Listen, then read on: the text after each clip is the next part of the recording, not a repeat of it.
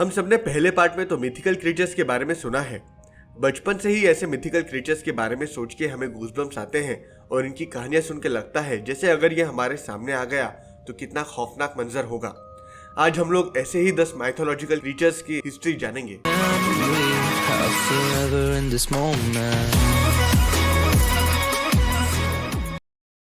अभी मेरे इन 6 वीडियोस के बहुत छोटी सी जर्नी में मुझे आप लोगों का साथ मिला। ये बहुत खुशी की बात है मेरे जैसे इंसान के लिए जिसके लिए ये सब करना एक ड्रीम था।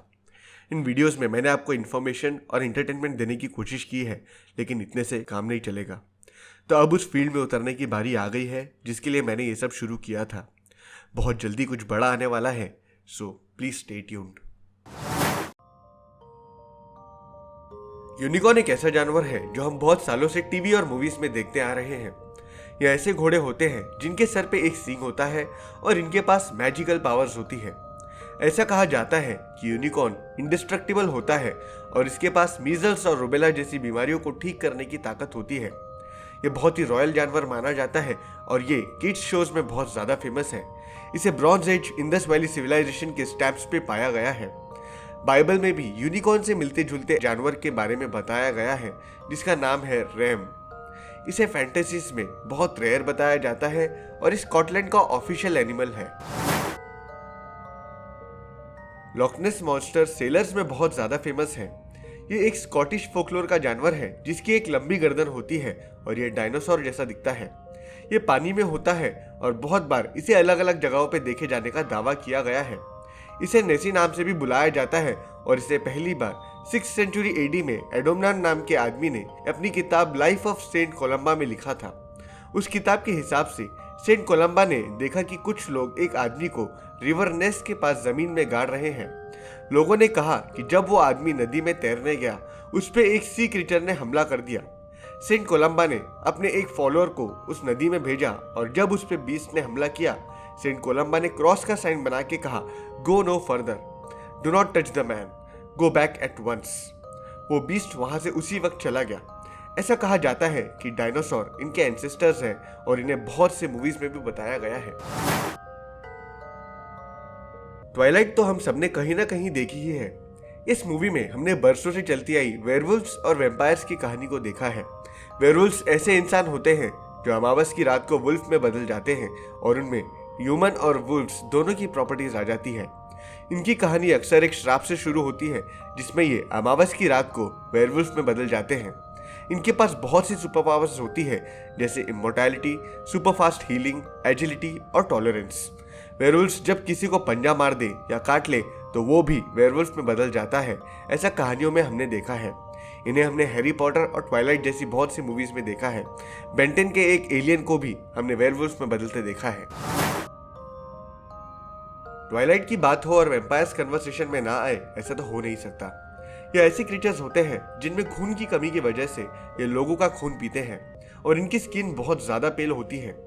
ये दिन में नहीं निकल सकते और कुछ जगह ये बताया गया है कि ये सिल्वरवेयर से दूर रहते हैं क्योंकि इनकी बॉडी उससे फिजिकल कांटेक्ट सहन नहीं कर सकती। इन्हें शैतान की पूजा करते बताया जाता है, लेकिन ये अलग अलग रिलीजन्स भी फॉलो करते हुए बताए गए हैं। हमने जो आज तक सबसे फेमस वैम्पायर का नाम सुना है वो है ड्रैकुला, जिसे सबसे पहले ब्रैम स्टोकर के ड्रैकुला नाम की नॉवल में 1897 में देखा गया था। आज जो हम सोफिस्टिकेटेड और स्टाइलिश वैम्पायर्स देखते हैं उनका जन्म हुआ 1819 के एक किताब से जिसका नाम था द वैम्पायर। इन्हें बहुत बार देखे जाने का दावा किया गया है और ये बहुत सारी मूवीज में देखे गए हैं। लेकिन कुछ लोगों को खून पीने का शौक होता है और इसलिए वो खून पीते हैं, जिस वजह से इन्हें कई बार लोग वैम्पायर समझ लेते हैं। गॉब्लिन ऐसा जानवर है जो इंसानों की तरह होता है बट इस पे बहुत कम बाल होते हैं, हाइट भी बहुत कम होती है और इनके पास सुपर नेचुरल पावर्स होती है। इनकी पॉपुलैरिटी बड़ी डंजन्स एंड ड्रैगन्स नाम के एक रोल प्लेइंग गेम से जिसे हमने बहुत famous sitcom big bang theory में कैरेक्टर्स को खेलते देखा है। ये एक अलग रेस के क्रीचर्स होते हैं जो फेमस है इनके मूड स्विंग्स और बहुत जल्दी गुस्सा हो जाने की वजह से। इनकी फेम इनके सोने और बहुत कीमती ज्वेलरी के लिए ग्रीड से भी है और ये बहुत शरारती भी होते हैं। इन्हें बहुत सी मूवीज में लालची बताया गया है और बहुत बार इन्हें एकदम सेल्फलेस भी बताया जाता है। इन्हें कोरियन लेजेंड्स में डोकाएबी भी कहा जाता है। हमने इन्हें हैरी पॉटर जैसी मूवीज में बहुत बार देखा है। ऑगर एक ऐसे क्रीचर है जो इंसानों जैसा होता है लेकिन बहुत लंबा और बहुत ताकतवर होता है। ऑगर ये वर्ड 14th सेंचुरी से आता है जो एस्ट्रूसन गॉड ऑर्कस से लिया गया है जो एक कैनिबल थे। ऑगर्स बच्चों और इंसानों को खाते हैं और इन्हें अक्सर ऐसे कामों से नवाजा जाता है जो इनकी भारी बॉडी कर सके, जैसे रखवाली। ऑगर्स को हम जैक एंड द बीनस्टॉक वाली कहानी से जानते हैं, जहां जैक नाम के लड़के को मैजिक बीन्स मिलती हैं जो बादलों तक उग जाती है। जब वो उसके ऊपर चढ़ता है उसे एक ऑगर दिखाई देता है जो उसे पकड़ लेता है। ऑगर्स को अक्सर एक बड़ी लकड़ी के साथ दिखाया जाता है और ये बहुत ही खूंखार होते हैं। इन्हें हमने बहुत सी मूवीज और टीवी शोज में देखा है। गोलम एक ऐसा जानवर है जो बहुत छोटा, गॉब्लिन जैसा और एक रिंग के लिए बहुत ग्रीडी क्रीचर नहीं है।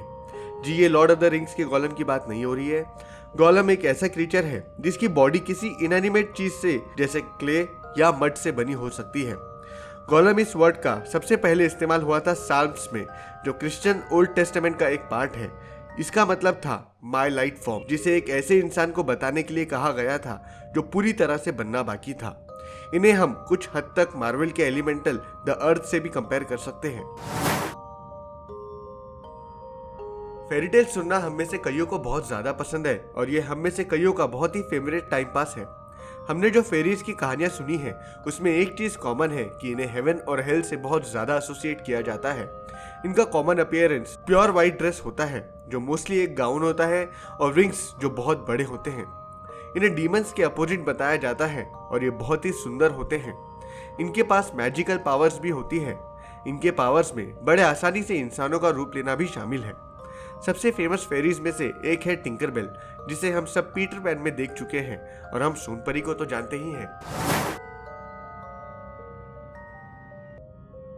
पेगासस एक ऐसा जानवर है जो एक घोड़ा होता है लेकिन उसे पंख होते हैं। पेगासस के बारे में हम हमारी पिछली वीडियो में देख चुके हैं, जहां हमने देखा कि पेगासस क्रायोसॉर का भाई और मेडुसा और पोसाइडन का बेटा है। मेडुसा की मौत होने के बाद पेगासस उसके गले से निकला था। पेगासस को जनरली फुल व्हाइट बताया जाता है और ये बहुत ही रॉयल और मैजेस्टिक जानवर माना जाता है। इसे बहुत सी मूवीज और टीवी शोज में बताया गया है, जैसे हमने इसे जुमैनजी मूवी में देखा है। इसे फ्रीडम और इमेजिनेशन का एक सिंबल माना जाता है क्योंकि ये एक ऐसा जानवर है जिसे याद करके हम एक फैंटेसी वर्ल्ड में घुस जाते हैं जिसमें हम रहना चाहते हैं। यति हिमालयन माउंटेन के फोकलोर के मुताबिक एक एप जैसा जानवर है जो बहुत हद तक इंसानों जैसा दिखता है और ये इंसानों की तरह दो पैरों पे चलने की काबिलियत रखता है। वेस्टर्न कल्चर में इसे द अबोमिनेबल स्नोमैन के नाम से भी जाना जाता है। इसकी खासियत यह है कि इसे बहुत बार देखे जाने का दावा किया गया है और इसके बहुत से वीडियोस और फोटोज ऑनलाइन अवेलेबल हैं, लेकिन रिसर्चर्स का कहना है कि इनमें से बहुत से प्रूफ्स होक्स है और ये वाइट, ग्रे या ब्राउन फर में होते हैं और बहुत खूंखार होते हैं। ये अलग अलग फोकलोर्स में भी पाए जाते हैं, जैसे रशियन फोकलोर में इनके ही जैसा जानवर जिसका नाम है चुचुना देखा गया है।